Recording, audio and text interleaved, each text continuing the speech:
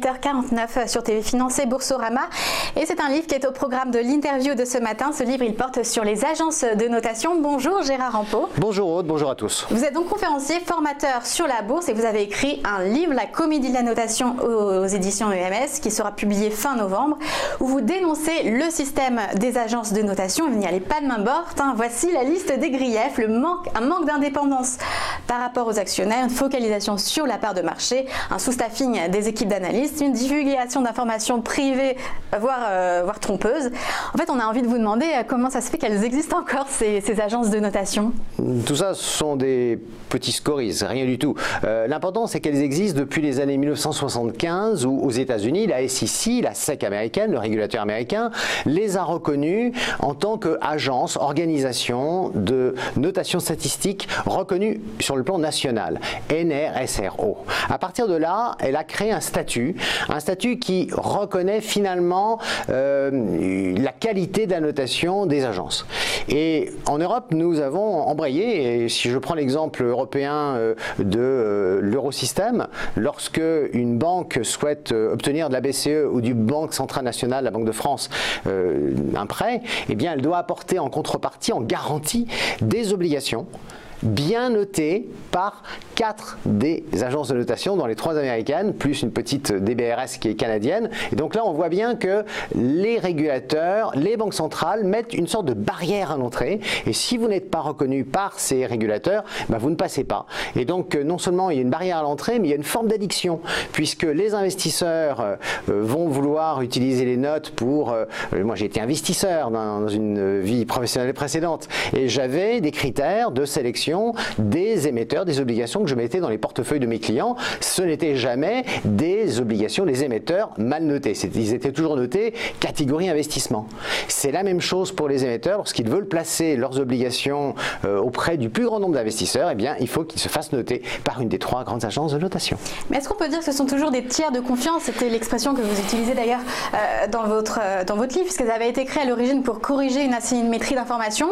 Est-ce qu'aujourd'hui, elles donnent toute l'information? Elles sont toujours utiles. Lorsque vous êtes un investisseur, je l'ai été, vous n'avez pas forcément toujours les capacités en interne, la capacité d'analyse du crédit, la qualité de signature des émetteurs, et donc vous recherchez quelqu'un qui corrige cette asymétrie. Du côté de l'émetteur, c'est celui qui connaît le mieux son état de santé financière, sa capacité à payer les intérêts de sa dette, sa volonté à rembourser le principal. Et donc les agences de notation sont des tiers de confiance qui sont supposés maîtriser les canons de la beauté financière des sociétés cotées, que ce soit ou des États ou des collectivités locales, à elles, effectivement, de délivrer ces notations et de permettre aux investisseurs d'investir en confiance. C'est toute la question.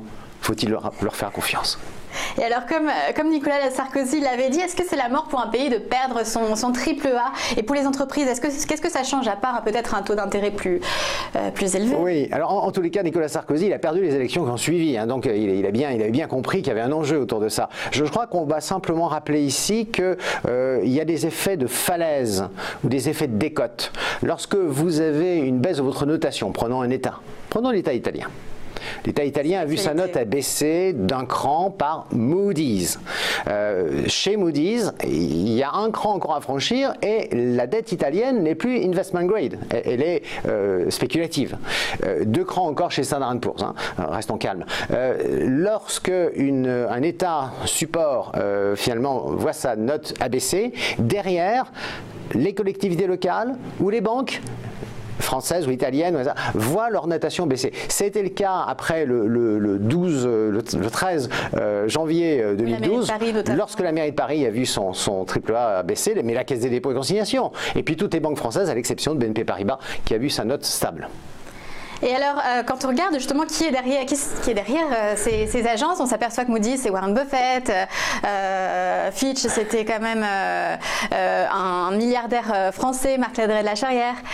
Comment ça se fait en fait que ce soit des investisseurs? Est-ce que ça ne révèle pas un manque d'indépendance? Alors déjà, dans les critères qui prévalent à l'existence des agences de notation, le premier c'est la liberté d'opinion, la liberté de noter, donc c'est le premier amendement de la Constitution américaine, et le deuxième c'est l'indépendance.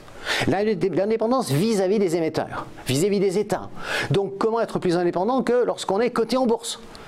Mais quand on regarde dans le détail, effectivement, il y a une demi-douzaine d'investisseurs, dont Warren Buffett à travers Berkshire Hathaway, qui fait partie des principaux actionnaires de Moody's. Et Warren Buffett, il adore le secteur des agences de notation et il adore Moody's. Il n'en a jamais, sauf à une période très courte de ces dernières années, détenu moins de 12%.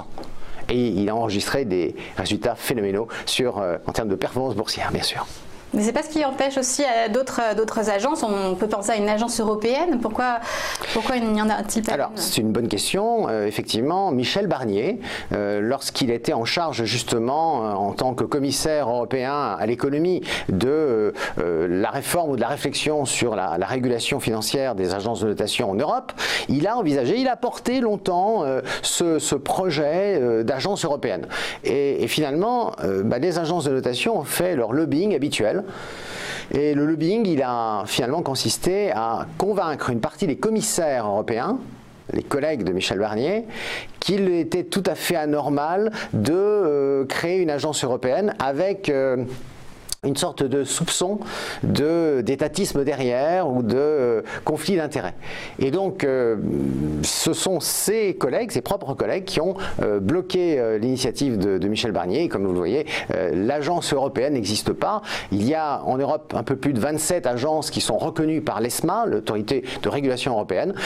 Cette autorité de régulation, elle cherche à faire son travail de régulateur. Simplement, aujourd'hui, on constate qu'aux États-Unis, comme en Europe, 95% des parts de marché sur le marché de la notation est détenue par les 3 agences qui sont en situation d'oligopole.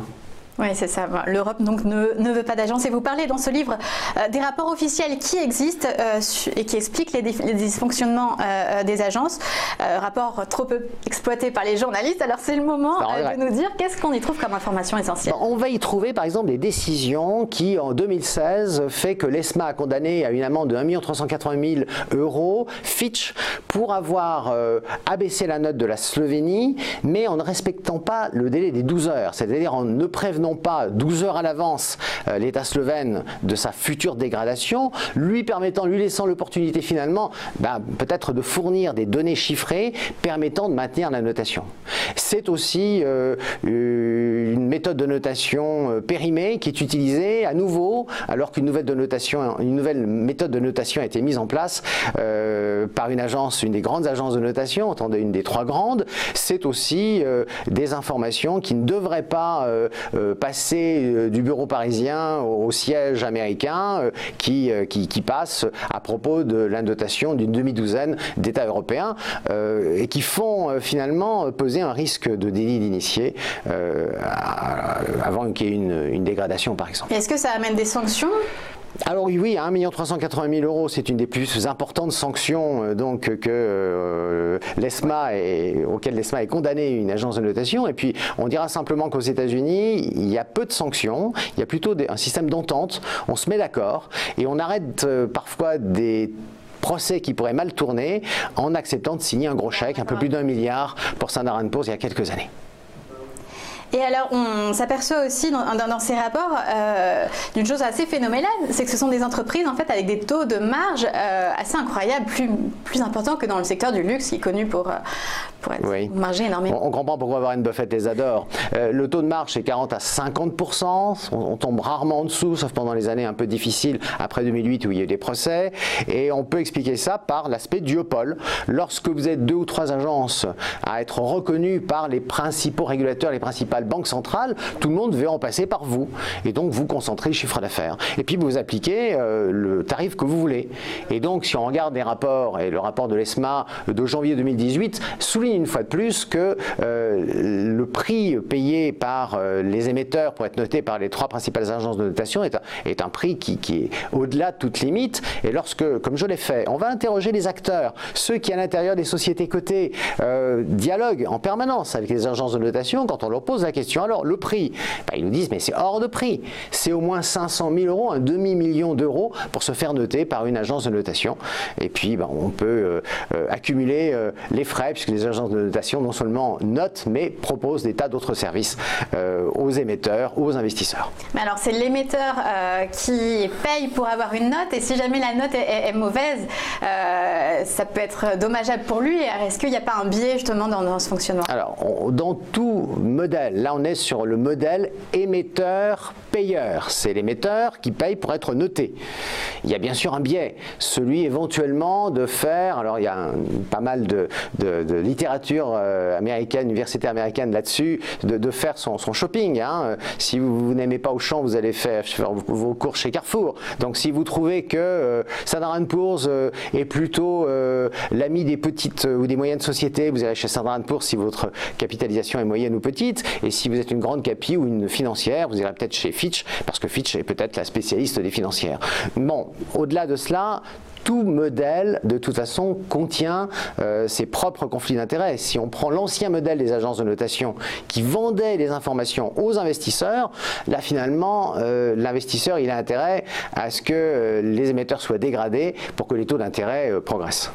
Oui, donc il n'y a pas de perfection dans ce bas monde. Mais comment on améliore le système? Comment on fait pour le mieux? Alors, d'abord, on applique la régulation telle qu'elle est prévue en Europe. Exemple, la loi européenne qui régule les agences de notation prévoit que lorsque vous avez un émetteur qui a 2 agences de notation, eh bien, il va utiliser 10% de son budget pour faire travailler des petites agences de notation.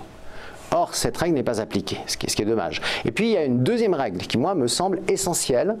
Elle consiste à autoriser, mais la loi ne le permet pas aujourd'hui, la SEC, la SEC américaine, le régulateur américain, et l'ESMA européenne, qui est le régulateur européen des agences de notation et des marchés financiers, à auditer les méthodes des agences de notation. Ce qui aujourd'hui est interdit, secret des affaires.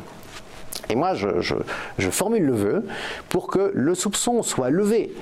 Eh bien, que des experts indépendants en matière de statistiques puissent analyser les méthodes de notation des agences de notation et nous disent réellement ce qu'il faut en penser, si elles sont de bonne qualité ou si elles sont justement modifiables, amendables, améliorables. Et juste une dernière question. Dans l'actualité d'aujourd'hui, on a les stress tests des banques en Europe. Je vois que rien ne vous échappe.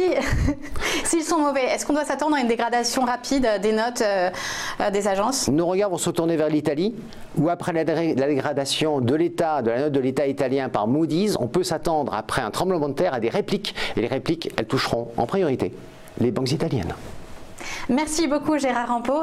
Je rappelle donc le titre de votre livre, La comédie de la notation, aux éditions EMS, qui sortira sous forme de bouquin en fin novembre, et donc ça sera un excellent cadeau. Et puis pour les gens les plus pressés, ceux qui veulent faire des achats d'impulsion, le 9 novembre en e-book sur Amazon, sur Fnac, sur tous les sites de vente téléchargeables. Merci beaucoup Gérard. Merci à vous.